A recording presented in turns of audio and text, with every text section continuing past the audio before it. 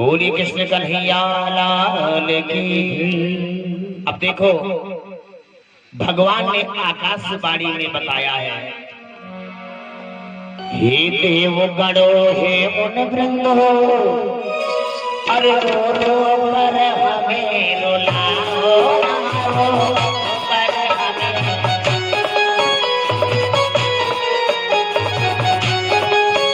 हे वसुंधरे किस चंद्र रहो, अब जाला रखा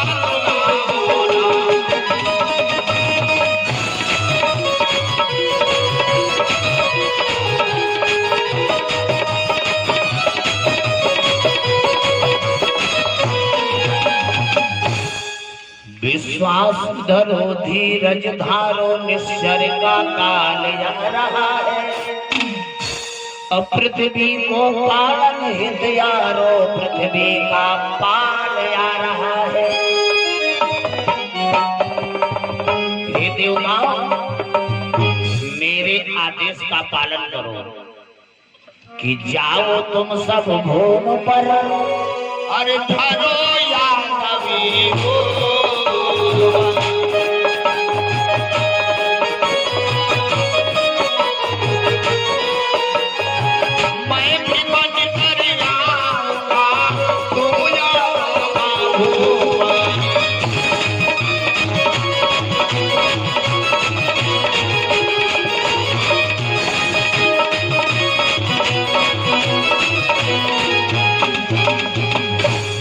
जाओ तुम सब भूमि पर, धरो यादवी रूप, और मैं भी बन कर आऊंगा तुम यादों का भूप। जाओ देवताओ, तुम सब यादों का रूप धारण कर लो धरती पर, और मैं तुम यादवों का राजा बन करके आऊंगा। फिर इस अत्याचारी कंस का वध करूंगा, धर्म की स्थापना करूंगा, अधर्म का विनाश करूंगा। ये सारी सूचना आकाशवाणी के माध्यम से भगवान ने दी है। बोलिए वृंदावन बिहारी लाल की। अब भगवान नारायण की ये पुकार भैया ब्राह्मण संत देवताओं को सांत्वना देती है कि हमारी पुकार, इधर देवताओं ने किया पुकार, उधर भगवान ने कर दिया अपनी लीला तैयार। कंस ने अपनी बहन देवकी का विवाह कर डाला। एक मिधिपुर राज्य है जहां का राजा सूरसेन है, और सूरसेन के कई बेटे, और उन बेटों में एक होनहार पुत्र देख करके जिनका नाम वासुदेव था महाराज, उन्हीं के साथ अपनी बहन देवकी का विवाह तय कर दिया। गाजे बाजे के साथ धूमधाम के साथ वासुदेव दूल्हा बन करके आए, और विद्वान ब्राह्मणों के द्वारा पाणिग्रहण देवकी का खूब दान दहेज आज कंस ने अपनी बहन देवकी के विवाह में किया है। बहन देवकी दुल्हन बन गई। बचपन का अरमान पूरा करने के लिए कंस ने अपना रथ सजाया, और अपने रथ पर अपनी बहन को बैठाया, उसके ससुराल मिधिपुर लेकर के जा रहा है।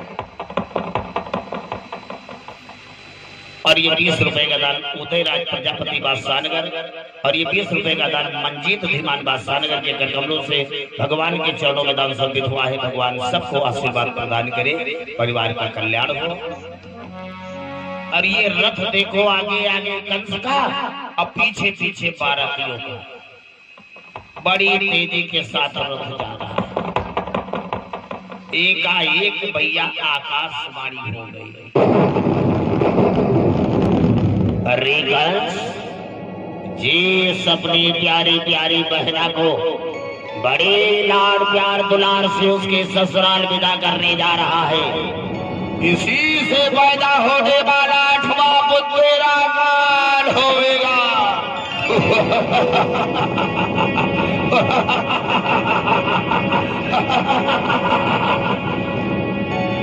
ओ कंस मत भूल भूल, ये फूल तेरा कुम्भलाएगा, ये फूल तेरा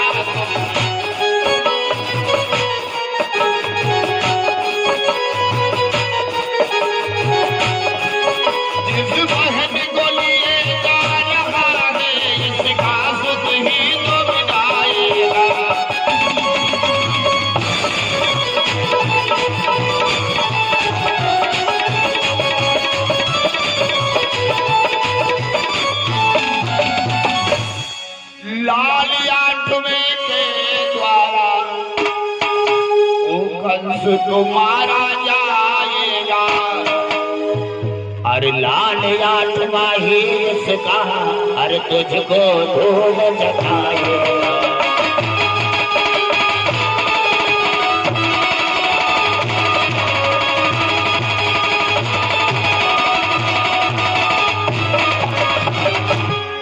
लाल आठवें के द्वारा कंस तुम्हारा जाएगा, अरे देवकी का आठवां लाल सुनो, अरे तुझको धूल जगाएगा।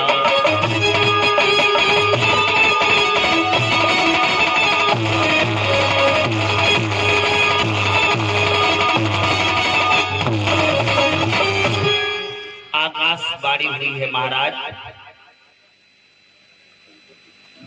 और ये 50 रुपए का दान हमारे भैया कुंदन चौहान के कर कमलों से भगवान के चरणों में दान सभी हुआ है। भगवान का आशीर्वाद बनाए रखे, परिवार का कल्याण हो।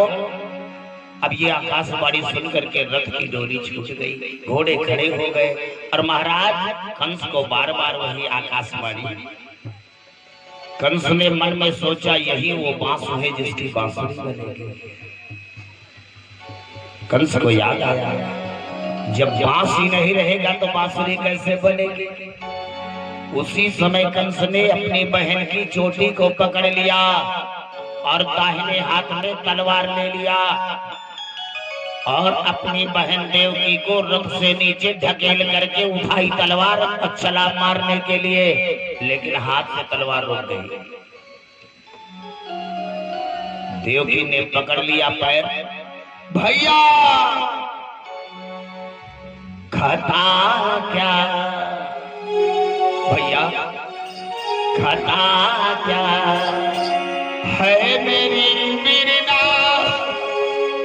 जरा मुख से कुछ बोल, खाता क्या है मेरी मीरना, जरा मुख से कुछ बोल।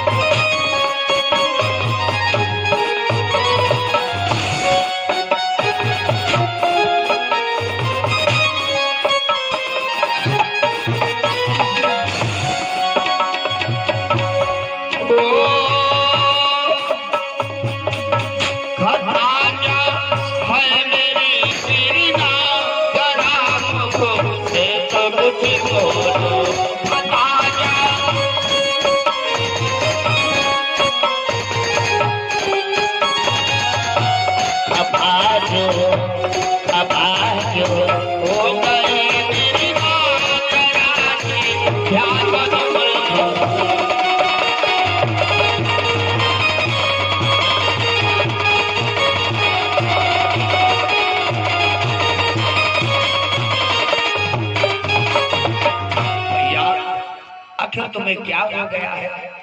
जिस कलाई में रक्षा बंधन में साल भर में एक बार बांधती थी, आज वही कलाई बहन को मारने के लिए उठ पड़ी है। ए देवकी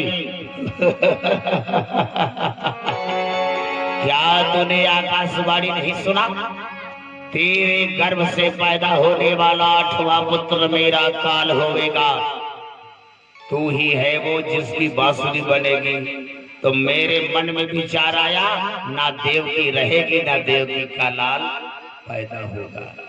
इतनी बात जब वासुदेव जी ने सुना तो रथ से उतर के आ गए। वाह कंस वाह, मार दे। अगर देवकी को मारने से तेरा काल मर जाए तो देवकी को मार दे, लेकिन सुन ले कंस, मौत अटल है, मौत को कोई टाल नहीं सकता है। रह गई बात देवकी के 8वें पुत्र की, तो ये चंद्रवंश में जन्म लेने वाला वासुदेव अपने वंशज की कसम खा करके कहता है, तेरी बहन देवकी के जितने भी पुत्र होंगे मैं ला करके तुझे दे दूंगा, चाहे मारना चाहे छोड़। कंस को बात समझ में आ गई, और समझ में क्यों ना हो, विनाश काले विपरीत बुद्धि। भगवान की लीला में बांध नहीं लगा सकता है कोई, बांध नहीं लगा सकता है कोई, अड़चन भगवान की लीला में कोई डाल नहीं सकता है महाराज। जो चाहेगा वही होगा। बात समझ में आ जाना। और देवकी को छोड़ दिया, लेकिन एक बात से समझौता कंस ने नहीं किया। सारी बारात मिथिपुर चली गई, पर अपने बहन बहनोई को बंदी बना करके कारागार में डाल दिया। बोलो मथुरा धाम की। अब देखो, वासुदेव और देवकी की सुहाग की रात जेल के अंदर। जब देवकी के पहले गर्भ की बारी आई, देवकी का पहला बेटा पैदा हुआ। वासुदेव अपना वचन निभाने के लिए मांस का लोथड़ा पालक लेकर के पहुंच गए कंस के पास। लो भैया, ये तुम्हारी बहन की पहली निशानी, चाहे मारो चाहे छोड़ दो। कंस ने देखा ये मांस का लोथड़ा बालक क्या मारेगा, ले जाओ वासुदेव, हमें दया रही है। और जैसे वासुदेव बाबा लेकर के चले, तैसे पीछे से आ गए श्रीमन नारायण नारायण नारायण जय हो।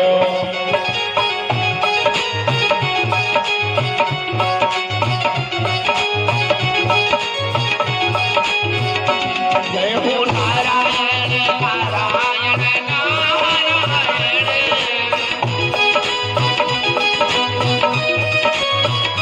भज लो नारायण नारायण।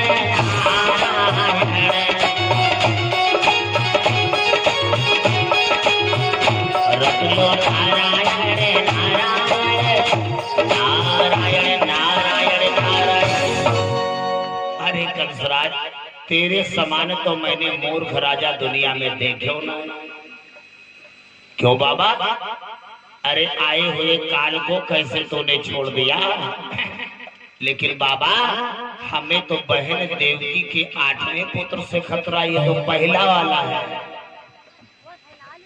नारद जी कहने लगे, यही तो तेरी सबसे बड़ी बेवकूफी है नारायण नारायण। अरे वो लीलाधारी के लंबे लंबे हाथ हैं, कब क्या बन करके आ जाए तो विश्वास नहीं कर पाएगा। अब कहीं उसकी लीला में चूक गया तो गोता खाता रहेगा नारायण नारायण। फिर प्रत्यक्षम किम परमाणु, एक लकड़ी उठाया, 8 लाइनें खिंचा दिया। अब इधर से गिने 1 2 3 4 5 7 8, तो इधर आखिरी वाला 8 हो।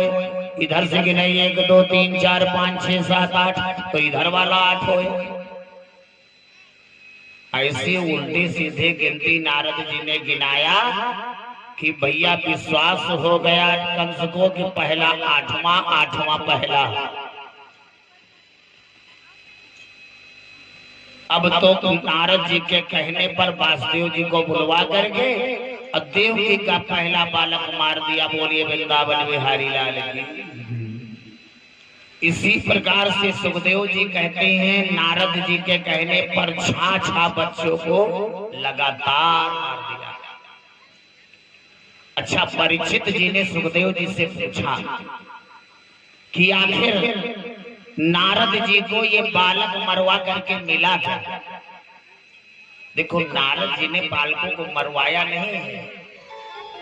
ये बालक जो मारे जा रहे हैं, ये अगले जन्म में 8 वसु थे महाराज। 8 वसुओं में 2 वसु श्राप से बच गए थे और 6 वसुओं को देवल ऋषि का श्राप हो गया था। एक बार ये वसु जो थे 8 बड़े उत्पाती थे।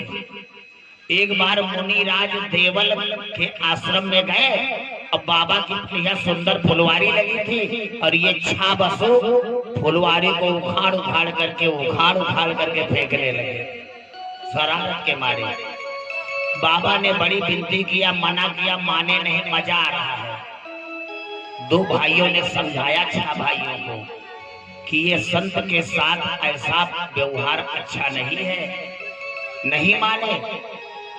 देवल ऋषि ने श्राप दे दिया कि जाओ मूर्खों, जिस प्रकार से आज तुमने हमारी फुलवारी को उखाड़ करके पटका है, ऐसे तुम भी अपनी माँ के गर्भ से पैदा होने के बाद पटके जाओगे। ये मेरा श्राप है।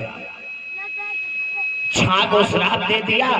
अब दो वसुओं ने सहायता किया था, जिससे 2 वसु बच गए। कौन भैया? यही कृष्ण और बलराम। अब देवकी को 7वां गर्भ ठहर गया। बोलिए बलदाऊ भैया की। अब भगवान नारायण पहुंचे योग माया के पास और योग माया से जाकर के प्रार्थना किया कि हमें ये 7वां गर्भ चाहिए। देवकी के गर्भ में नहीं, इस देवकी के गर्भ से खींच करके और वासुदेव जी की बड़ी पत्नी रोहिणी के गर्भ में डालना है। त्रेता के लखनलाल और द्वापर में हमारे बड़े भैया बलराम जी का जन्म होना है। पहले तो योग माया ने आनाकानी किया, लेकिन बिन नारायण की बात टाला नहीं, तैयार हो गई। 7वां गर्भ खींच करके और रोहिणी के गर्भ में डाल दिया और स्वयं यशोदा के गर्भ में प्रवेश करके यशोदा की कन्या बनकर के जन्म ले लेती है। अब कंस को पता लगा देवकी का 7वां गर्भ केल गिर गया है, गर्भपात हो गया है। बड़ा प्रसन्न हुआ, लेकिन जब सुना है देवकी का 8वां गर्भ ठहर गया है, अब तो मुसीबत कंस को बढ़ गई। नई भर्ती करना पड़ रहा है पुलिस की। पुरानी पुलिस रिटायर, नई पुलिस 10,000 फोर्स भर्ती कर डाला भैया कंस ने। कोई रिश्वत न चलने पाए पुलिस वालों से। नई भर्ती चप्पे चप्पे पर पुलिस लगवा दिया। जेल का नया ताला बदल डाला। हाथ की हथकड़ी, पांव की बेड़ी नई करवा दिया। 4 दीवारी ऐसी चपाचक लगा दिया कि भैया कोई परिंदा पर ना मार पावे, ऐसी व्यवस्था। लेकिन सुखदेव भगवान कहते हैं कैसी व्यवस्था कंस कर ले, लेकिन इस बार दुनिया का सबसे बड़ा चोर पैदा होने जा रहा है। ये इंटरनेशनल चोर है। इसकी चोरी किसी संसार में पकड़ नहीं सकता है। ये तो दुनिया का दिल भी चुरा लेता है महाराज। केवल समय का इंतजार है बस। अब जिस समय माँ देवकी के गर्भ में भगवान नारायण आए, गोस्वामी जी रचना करते हैं कि जादिन ते हरि गरीब भैया सकल लोक सुख संपत्ति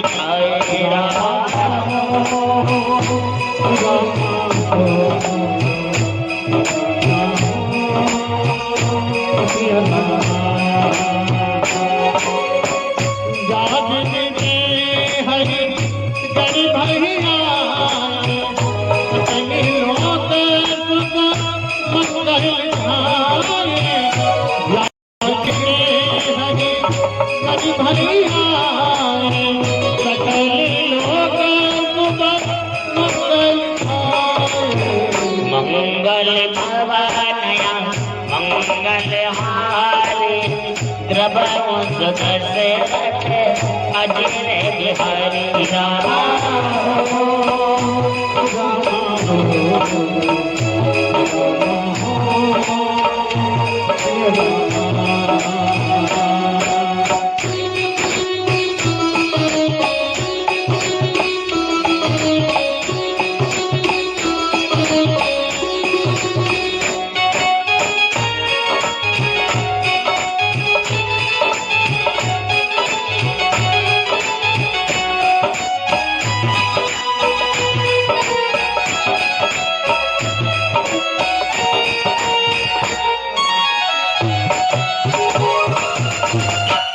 गोरी वृंदावन बिहारी लाल की जा दिन थे हरि गरीब आए और सकल लोक सुख संपत्ति छाए। भादों का महीना है भैया। बड़ा शुभ मास है। ऐसे मास में मेरे भगवान अवतार लेने जा रहे हैं जिसकी बड़ाई नहीं किया जा सकता है महाराज, जिसकी बड़ाई नहीं हो सकती है। क्यों? क्योंकि हर महीने के बच्चे के जन्म के अलग अलग नक्षत्र बताए गए हैं महाराज। हाँ, शास्त्रों में बड़ी सुंदर चर्चा की गई है कि सावन बालक हो या सुहावन भालक बालक हो या मुझिया, और पार के लड़का कर्महीन हो, हर पार के बालक कर्महीन हो, पर हो चतुर सुजान।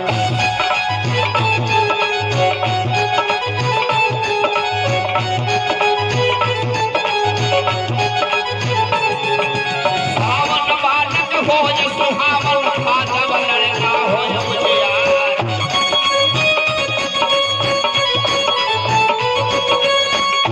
बालक कर्महीन हो, भारत बालक कर्महीन हो, पर हो चतुर सुजान।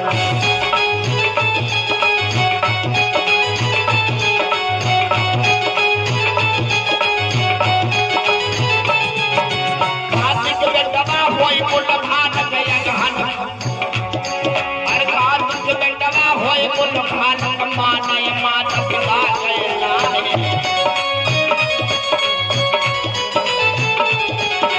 उपजय बालक जो यज्ञ हनुमान, उपजय बालक जो यज्ञ हनुमान, हर बेटवा चले मरोरा चाल।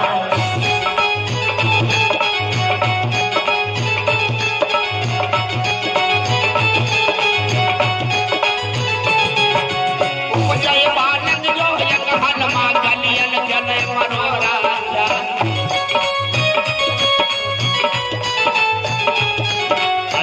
के बेटवा हो नपुंसक, हर पुंसक बेटवा हो नपुंसक, जहाँ भाई बजा भाल।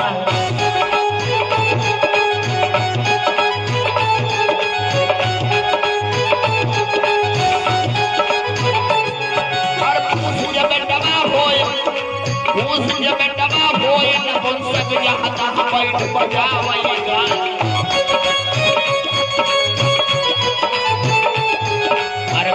के बेटवा मोती माथे, हर माघ के बेटवा मोती माथे, फागुन हो बोले।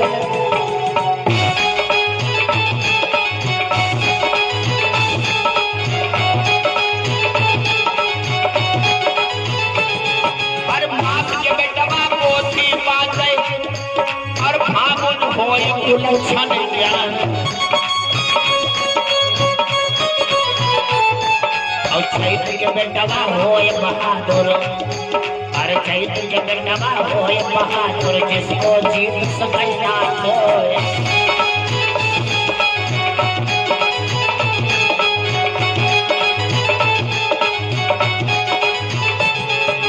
चैत्र के बालक होए बहादुर, जिसको जीत सकै कोई नाय।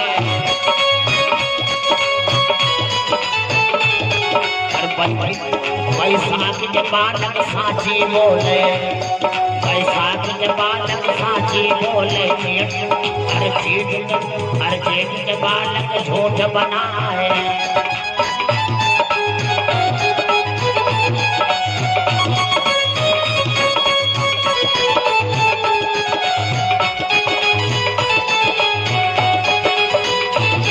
बैसाख के बालक साची बोले, जेठ के झूठा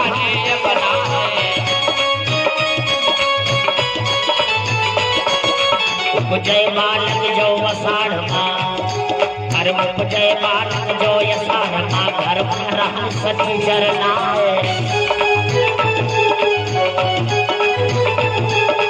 उपजय बेटवा जो अषाढ़ माह, घर में रहन सती चरनाए।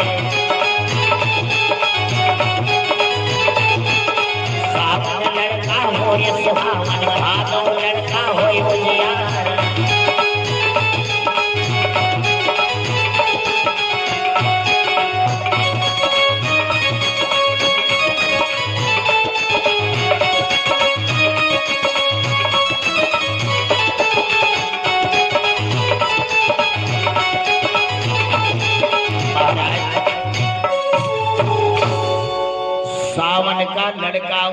सुहावन होता है। और भादों का लड़का बड़ा ही भाग्यशाली होता है। जिस घर में भादों में लड़का पैदा हो जाए समझ लेना कुल का उजियार बालक होता है महाराज। और ये क्वार का लड़का, अरे क्वार के बेटवा कर्महीन हो। क्वार का लड़का जिसके घर में पैदा हुआ समझ लेना कर्महीन है। अब कर्महीन है लेकिन चतुर सुजान बहुत होगा, बुद्धि बहुत होगी, लेकिन कर्म कहीं बुद्धि कहीं जिंदगी में काम कहिए बहु है तो बड़ा बुद्धिमान लेकिन कर्महीन है। और कार्तिक बालक होय कुल घालक मानय माता पिता की नाय। जो लड़का कार्तिक में पैदा होगा ये महतारी बाप का मानी ना पक्का जाने। अब उपजय बालक जगहन माजो गलियन चले मरोरा चाय।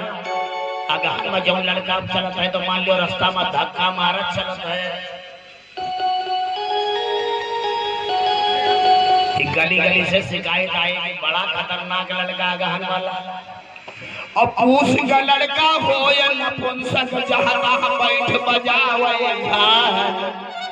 पूछ का लड़का नपुंसक होता है महाराज, केवल गाले बजाने वाला होता है बस। और माघ का लड़का पोथी बाँचे, बड़ा बुद्धिमान होता। माघ का लड़का विद्वान होगा, ज्योतिषाचार्य होगा महाराज, भागवत वक्ता होगा।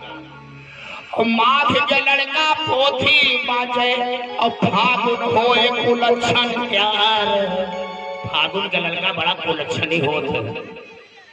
और चैत का लड़का होए बहादुर जिसको जीत सके ना कोई। चैत का लड़का बड़ा हिम्मती होगा। बैसाख के लड़का साची बोले और जेठ का झूठा लिए बना है। बैसाख का लड़का सत्यवादी होगा और जेठ के लड़का जो है महाझूठा देश के झूठा होगा।